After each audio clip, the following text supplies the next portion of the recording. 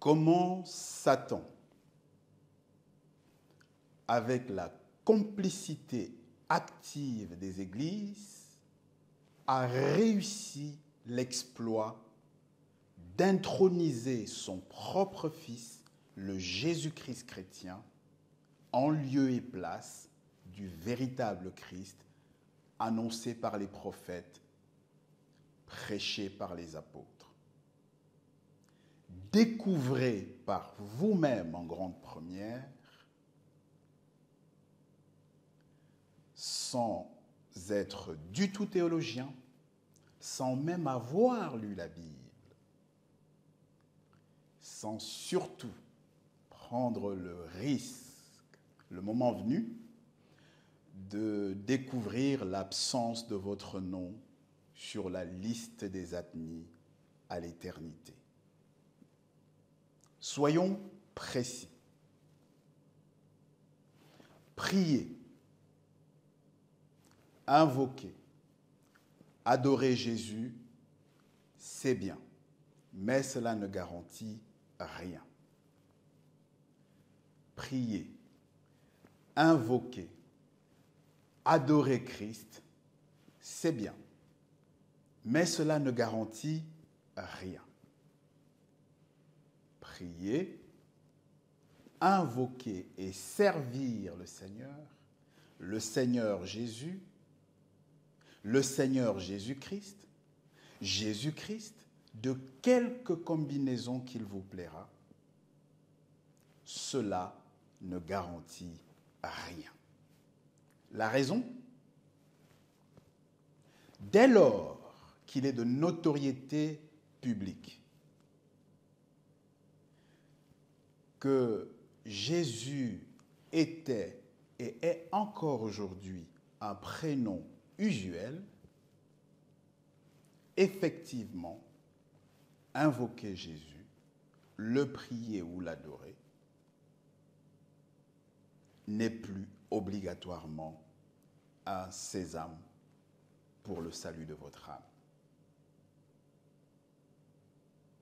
Matthieu 27, 17 nous montre Pilate en faire la démonstration puisqu'il se sent incité à associer le complément qu'on appelle Jésus, qu'on appelle le Christ, lorsqu'il désigne Jésus, de façon à prouver que la seule désignation du prénom Jésus eût été insuffisante pour identifier avec certitude l'individu auquel il faisait allusion. Dès lors que le véritable Christ lui-même informe qu'après lui il y aura plusieurs Christ, Christ au pluriel avec S, dans Matthieu chapitre 24, verset 24,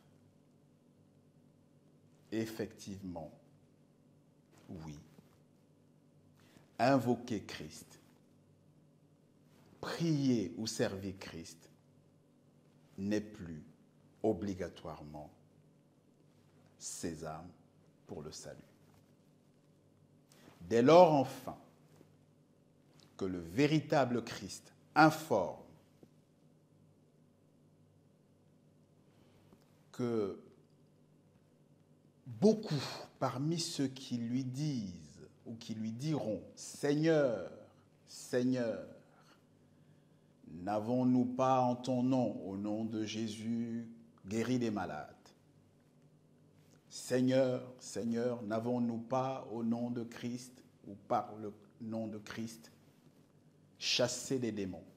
Seigneur, Seigneur, n'avons-nous pas par ton nom, en ton nom, Seigneur Jésus-Christ, accompli beaucoup de miracles? » Matthieu chapitre 7, versets 21 à 23, on y voit le véritable Christ d'un propos sentencier et véhément déclaré froidement. « Je ne vous ai jamais connu. Retirez-vous de moi, vous qui commettez l'iniquité. Un sésame, par définition, c'est une sorte de code, de formule magique, incantatoire, dont l'évocation fidèle est censée garantir l'accès à un avantage, à un statut, ou alors est censée nous ouvrir des portes. De cela, il n'en est absolument rien s'agissant